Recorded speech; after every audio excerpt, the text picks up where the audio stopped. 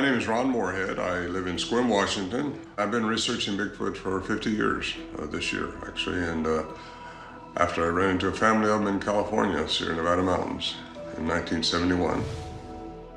The purpose of my trip was because I had some friends that were hunters, and they'd been up there earlier that summer and ran into this family or something that was not a bear and not anything. They were avid hunters, and they knew that after they seen the 5-toe footprint outside of this little shelter that we had up there, they knew it was dealing with some kind of a huge something. It had a 19-inch track and making some horrific noises.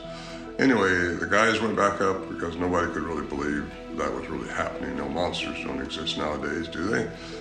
One of the guys got scared off so bad he wouldn't go back, and the other guys hadn't came out. So I was friends with them all. He invited me to go back with him because he was afraid to go back by himself to see if the guys were okay, because all the wives were worried, and they didn't know at that time if the monsters had eaten them or carried them away or what could be. We weren't looking for Bigfoot. Nobody was looking for Bigfoot up there at the time this all happened. I wasn't a skeptic, but I wasn't a believer either. None of us had a background in Bigfootology, I guess you want to call it. We just found it very interesting. But I started going back up as much as I could, and when I first heard them, it's exciting, because you know they hadn't came in and got anybody before, but still you don't know what it's all about. You don't understand what they're really trying to do. Were they toying with you? Were they curious about us? Were they just there for the food we left out? What it was, we don't know. But we was excited about it, and we would start capturing their sounds on recordings.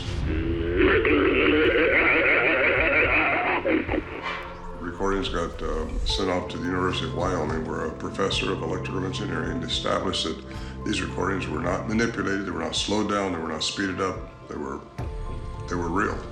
Whatever made this was outside the human range and also inside the human range, but below and above, which tells me and tells us that these things are probably capable of mimicking just about anything they want to mimic. But they do have a language, not just a language, but a complex language. And this has put me into researching all over the world. I've been into Nepal, I've been into Bolivia, Peru, been into Russia, Siberia, and I've been chasing this subject down since we ran into them in the Sierra Nevada mountains during 1971. So it's kind of captured my life. I love to do what I'm doing right now, and talking to people, trying to expose this information that I have.